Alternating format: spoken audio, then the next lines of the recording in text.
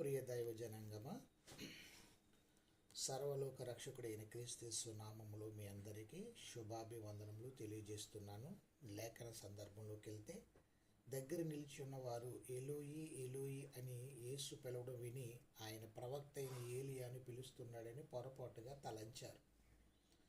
యేసు నేను దప్పుకొనిచున్నాను అని పలికినప్పుడు ఆయనకు దాహం ఇచ్చారు. అది సైనికుడి వద్ద నుండి తీసుకుని సమాప్తమైనదని చెప్పాడు.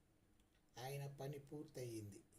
ఈ లోకంలో తన తండ్రి పూర్తి చేయమని అప్పగించిన పనిని ఆయన ముగించాడు. ఆ సమయం యేసు, తండ్రి నీ చేతికి నా ఆత్మను అప్పగించుకున్నానని చెప్పి గొప్ప శబ్దంతో కేక వేసి ఆయన ప్రాణమును విడిచారు.